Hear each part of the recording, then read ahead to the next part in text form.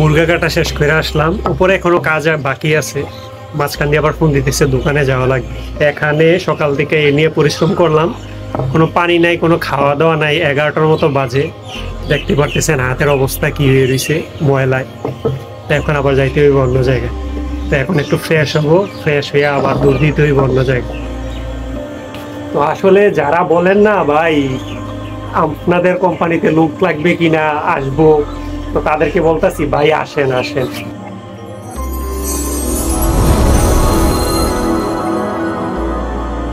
আসসালামু আলাইকুম, আমি শরী হোসাইন। কেমন আছেন সবাই? নতুন আরেকটি ভিডিওতে আপনাদের সবাইকে স্বাগত। সো অ্যাকচুয়ালি আপনারা যারা আমাকে ভয়েস দেন বা কল দেন, সো আমি তাদেরকে প্রায় সময় বলি ভাই আমি সাপ্তাহিক শুক্র শনি রবি 3 দিন একটু ব্যস্ততায় বেশি থাকি। সো আজকের ভিডিওতে আপনাদের কাছে আমি শুক্রবারের একটা দিন শেয়ার করব। সো আশা করি আপনারা এই আমার কথাগুলো যদি শোনেন হয়তোবা বুঝতে পারবেন যে আমি আসলে কি কাজ করি, বা শুধু কি মিট শপেই থাকি, শপে থাকলে যে আসলে অনেক কাজ করতে হয়, সো সেইগুলো হয়তোবা আপনারা বুঝতে পারবেন।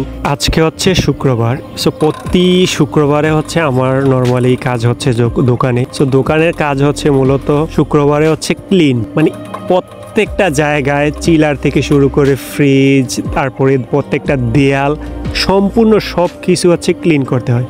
এই যে দেখতেছেন এখানে হচ্ছে আপনার চিলার মানে ফ্রিজ, যেটা এখানে হচ্ছে আমরা মিটগুলা রাখি। তো এইগুলো হচ্ছে প্রত্যেক শনিবারে আর রবিবারে প্রচুর পরিমাণে মিটের রিজার্ভ থাকে। সো এখানে মিটের যে ব্লাডগুলা থাকে এগুলা নিচে প্রচুর পরিমাণে দুর্গন্ধ বা ব্লাডগুলো পড়ে থাকে। সো এগুলো হচ্ছে প্রত্যেক ফ্রাইডে আর সোমবার এই 2 দিন হচ্ছে ক্লিন করি। তো আজকে যেহেতু ফ্রাইডে, এগুলো সম্পূর্ণ আইস জমে আছে, সো এগুলো হচ্ছে পানি দিয়ে আগে সর্বপ্রথম ব্লাডগুলা চেঞ্জ করব, ফালাবো, এমনকি পরবর্তীতে এগুলা পানি দিয়ে ধুইব বা ক্লিন করব।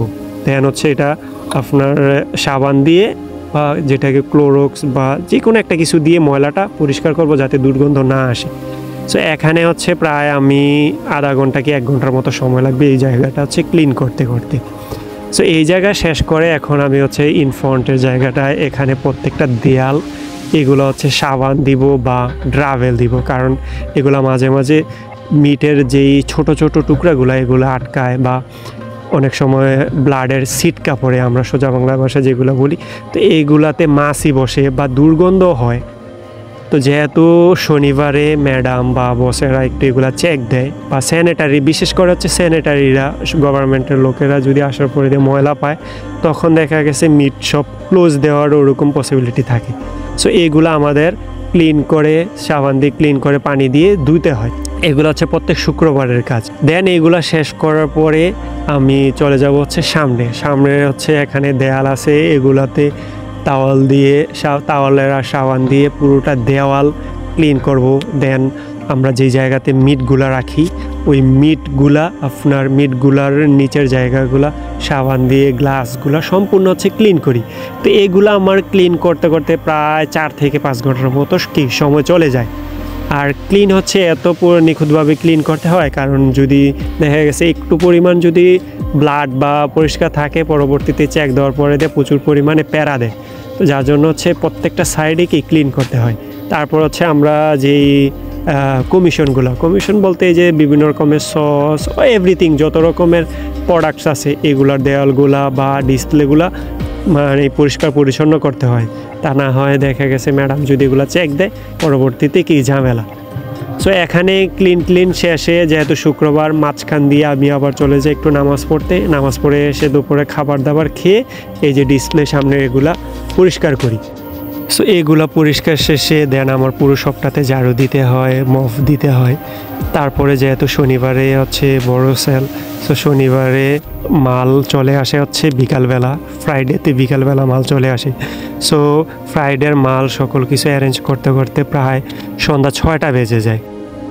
দেন হচ্ছে আমি বাসায় যাই, বাসায় যেতে প্রায় 6টার উপরে বাজে। বাসায় যাওয়ার পরে গোসল হই, ফ্রেশ হইতে ওই সন্ধ্যা মাগরিবের রক্ত হয়ে যায়। ওই সময় দেখা যায় অনেকে কল দেন, অনেকে ভয়েস দেন, মাঝে মাঝে আমি ফোন ধরতে পারি, আবার ধরতে পারি না। অনেক সময় ক্লান্ত থাকি, ক্লান্ত শেষে দেখা যায় যে কারোর সাথে কথা বলতে পারি, কারোর সাথে কথা বলতে পারি না। সো ফ্রেশ হয়ে আমি বাহিরে একটু আসার পরে অনেকে আমাকে কল দেন বা ভয়েস দেন।